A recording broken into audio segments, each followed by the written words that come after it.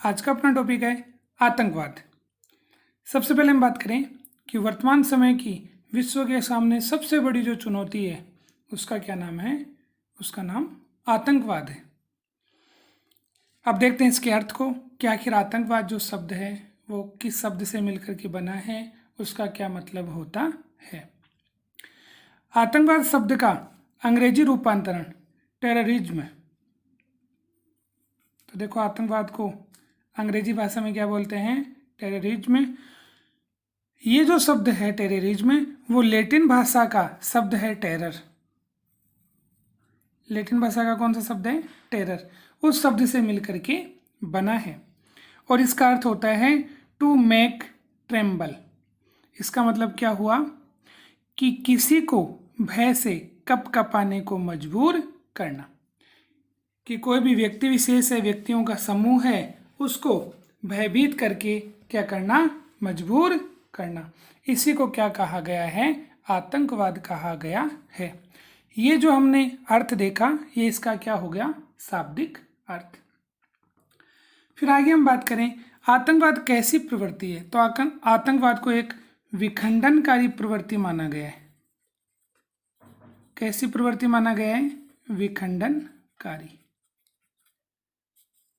आतंकवाद से क्या होता है? जो देश की एकता है उसको नुकसान पहुंचता है और देश को तोड़ने का, लोगों को आपस में जो उनका संगठन है, उनका सहयोग है, उसको तोड़ने का एक प्रकार से कार्य किया जाता है। इसलिए इसको विखंडनकारी प्रवृत्ति कहा गया है। तो आतंकवाद कैसी प्रवृत्ति है? विखंडनकारी प्रवृत्ति है। फिर बात करें कि आंदोलन किसे कहते हैं। तो देखो, जब कोई व्यक्ति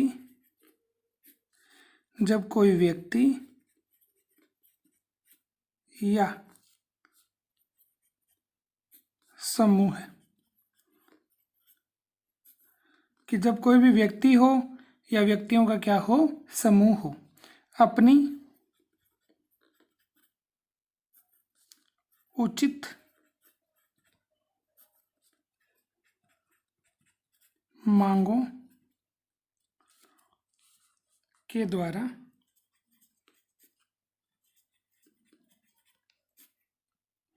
तो जब कोई व्यक्ति या व्यक्ति समूह हो, वो अपनी उचित मांगों के लिए क्या करे? शांतिपूर्ण, उचित मांगों के द्वारा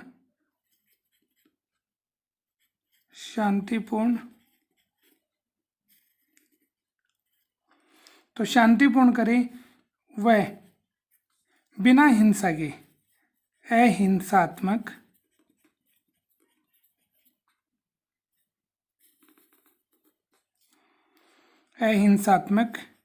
प्रयास करता है। उस प्रयास को ही क्या कहा गया है? आंदोलन कहा गया है। तो देखो, लोकतंत्र की हम बात करें तो लोकतंत्र में हमें अपनी बात कहने का पूरा क्या है? अधिकार है।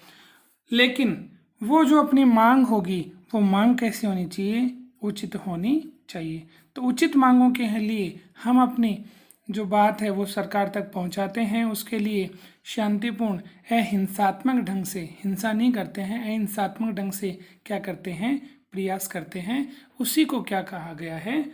आंदोलन कहा गया है। तो आंदोलन में तो उचित मांगें होती हैं और प्रयास भी कैसा होता है? शांतिपूर्ण होता है, अहिंसात्मक होता है। लेकिन अगर आतंकवाद की बात करें तो आतंकवाद इससे बिल्कुल अपोजिट होता है। आतंकवाद में क्या होगा?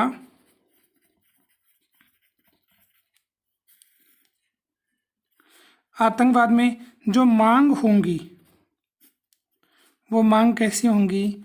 मांग होंगी अनुचित। तो आतंकवादियों की जो मांगे हैं वो कैसी होंगी? अनुचित होंगी। और उन मांगों की पूर्ति के लिए वो क्या करेंगे? हिंसा करेंगे। ठीक है। तो अनुचित मांगे होंगी, उनकी पूर्ति के लिए क्या की जाएगी? हिंसा की जाएगी। चारों तरफ अशांति का वातावरण पैदा कर दिया जाएगा।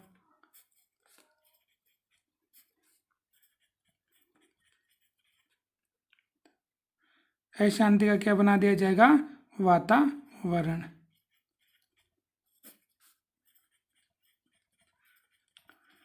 तो इस प्रकार से हमने आतंकवाद और आंदोलन में क्या देखा?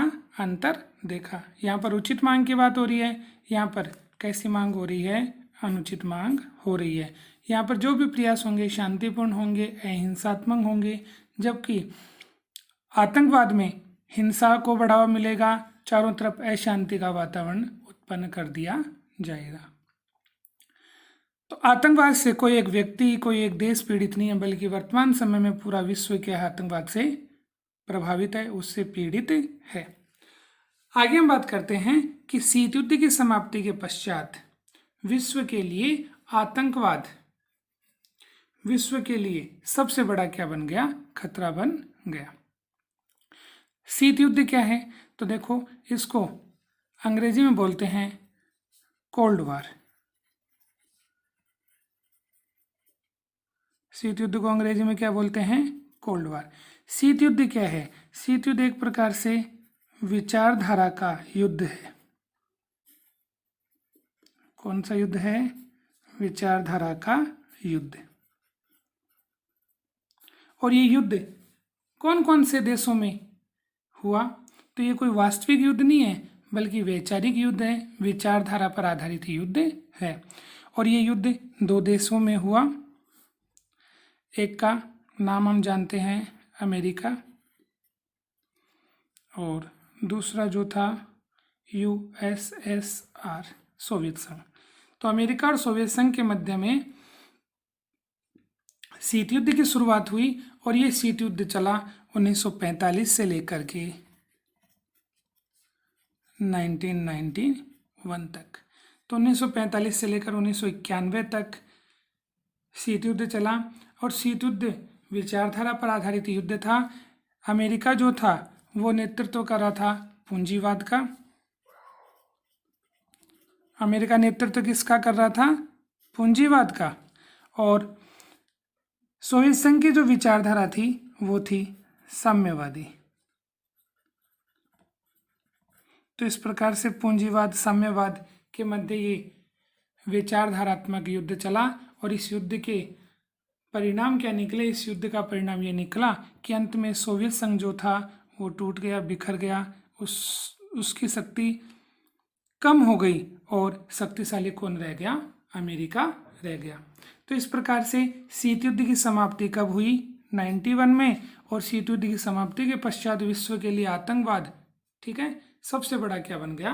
खतरा बन गया। तो शीत युद्ध की समाप्ति के बाद में विश्व के सामने सबसे बड़ी चुनौती कौन सा बना? आतंकवाद बना। फिर आतंकवाद की बात करें तो देखो, आतंकवादी जो भी हैं उनका उद्देश्य होता है कि विनाश करना।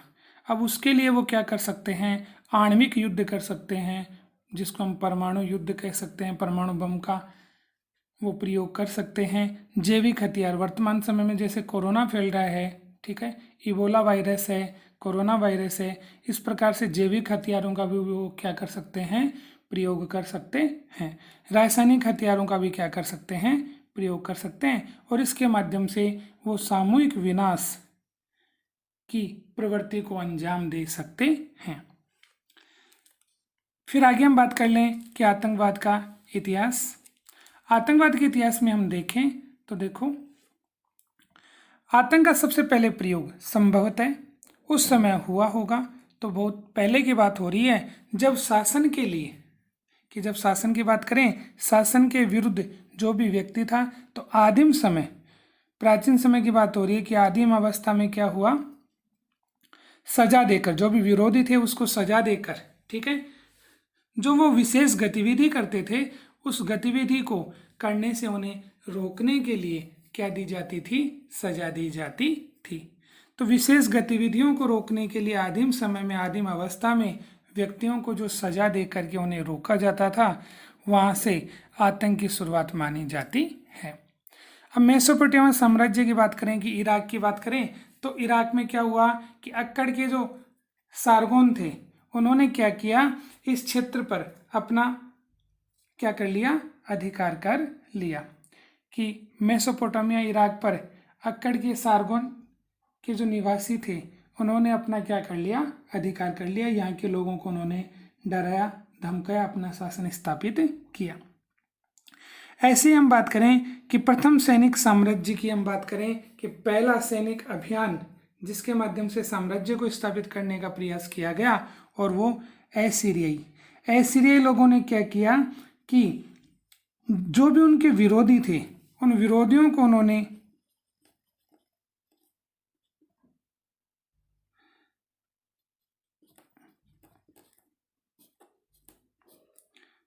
कि एसीरिया के जो भी विरोधी थे उन विरोधियों को उन्होंने डराया धमकाया, उनकी जो इच्छा शक्ति थी उसे तोड़ने का क्या किया, उन्होंने प्रयास किया कि एसीरियाई के जो विरोधी जो राज्य थे उन विरोधी राज्यों को उन्होंने कमज़ोर करने का, वहाँ दो विरोधी जो राज्य थे उनकी सेना को कमज़ोर करने के लिए उन्होंने क्या किया, उनकी इच्छा शक्ति को तोड़ने का क्या किया, प्रयास किया।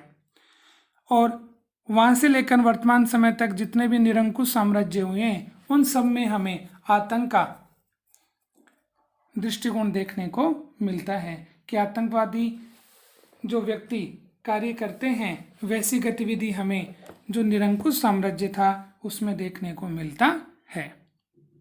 फिर आतंकवाद के वैश्विक परिदृश्य की अगर हम बात करें तो देखो, इराक को पनपाना, तो इराक की स्थिति को मजबूत बनाना और तालिबान की स्थिति को भी क्या बनाना, मजबूत बनाना। तो इराक तो देश हो गया और तालिबान क्षेत्र हो गया जो पाकिस्तान में स्थित है। तो इराक और तालिबान को मजबूत बनाना ये किसका उद्देश्य रहा है, अमेरिका का उद्देश्य रहा है। उसकी राज्य की जो नीति थी उसका ये हिस्सा रहा है। अब ऐसा क्यों किया इन्होंने, तो देखो अमेरिका का उद्देश्य था कि वो विश्व में ताकतवर बने और कोई भी उसकी शक्ति के सामने न आ पाए, इसलिए जिस देश से उसे नुकसान हो, जिस देश से उसकी शक्ति को टक्कर मिले, उस देश की शक्ति को कमजोर करने के लिए उसने देखो तालिबान रूपी दैत्य का क्या किया, प्रयोग किया। तो अमेरिका ने तालिबान रूपी दैत्य को पूर्वी सोवियत संघ के विरोध में उत्पन्न किया, किंतु कुछ समय बाद ही वही दैत्य, वही तालिबान जो था वो स्वयं अमेरिका के विरुद्ध क्या हो गया, खड़ा हो गया। और एक घटना उन्होंने घटित की जिसे विश्व इतिहास में 9/11 की घटना के नाम से जाना जाता है। तो यहाँ पर हमने ये देखा है कि जो तालिबान था उसे खड़ा करने में, इराक को मजबूत करने में हाथ किसका रहा, अमेरिका का रहा। तालिबान का प्रयोग उसने किस रूप में किया कि सोवियत संघ ने जब अफगानिस्तान पर आक्रमण किया तो अमेरिका ने अफगानिस्तान पर सोवियत संघ का नियंत्रण नहीं हो, इसलिए वहाँ पर तालिबान को उन्होंने क्या किया, बढ़ावा दिया। और वही तालिबान जो था उसने 11 सितंबर 2001 को, तो 11 सितंबर 2001 को एक ऐसी घटना को अंजाम दिया जिसने विश्व को हिला करके रख दिया। आखिर क्या किया, तो अलकायदा ने, हम बात करें एक आतंकवादी संगठन था जिसका क्या नाम था, अलकायदा। और ये अलकायदा कहाँ पर स्थित है, ये अफगानिस्तान में स्थित आतंकवादी संगठन है। तो अफगानिस्तान में स्थित आतंकवादी संगठन उसका क्या नाम है, अलकायदा है। अब इस अलकायदा का जो कमांडर माना जाता है, इसका जो प्रमुख माना जाता है वो किसे माना जाता है, वो माना जाता है ओसामा बिन लादेन को। Osama bin Laden. तो ओसामा बिन लादेन के माध्यम से अलकायदा संगठन को मजबूत किया गया, उसे खड़ा करने में महत्वपूर्ण भूमिका रही। और इस अलकायदा संगठन ने 11 सितंबर 2001 को अमेरिका के ऊपर क्या किया, हमला किया। किस प्रकार ये हमला हुआ उसकी अगर हम बात करें तो देखो 11 सितंबर 2001 को अलकायदा जो आतंकवादी संगठन था उसने क्या किया, 19 आतंकवादी भेजे।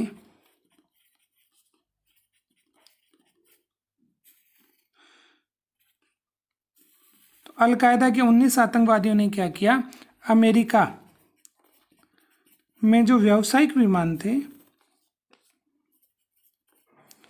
और उनमें से कितने, 4, तो अमेरिका के 4 व्यावसायिक, इन व्यावसायिक विमानों का उन्होंने अपहरण कर लिया, उन्हें हाईजैक कर लिया।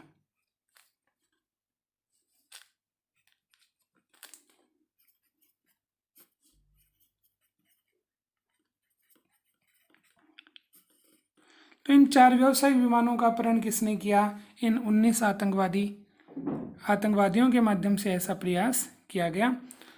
अब इनमें से जो 2 विमान थे, उन 2 विमानों को तो जो वर्ल्ड ट्रेड सेंटर है न्यूयॉर्क में,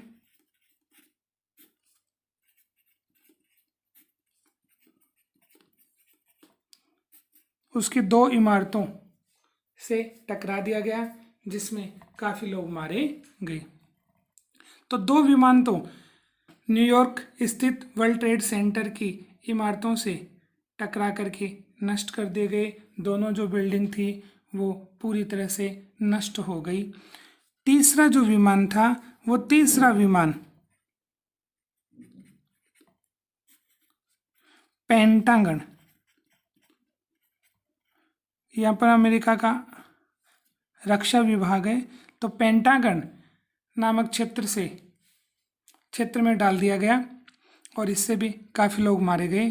चौथा जो विमान था, इस चौथे विमान को पूरी तरह से योजनाबद्ध तरीके से अमेरिका की जो कांग्रेस थी, जो अमेरिका की क्या है, संसद,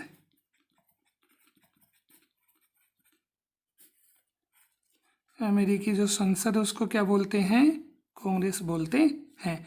तो अमेरिका की जो संसद थी जिसे हम कांग्रेस बोलते हैं, वहां पर डालने का प्रयास हो रहा था चौथे विमान को, लेकिन विमान में जो यात्री थे उनसे झगड़ा हो गया, किसका, आतंकवादियों का, और उसके कारण क्या हुआ, ये विमान अपने उद्देश्य में सफल नहीं हुआ और तकनीकी खराबी के कारण विमान जो था वो पेंसिल्वेनिया,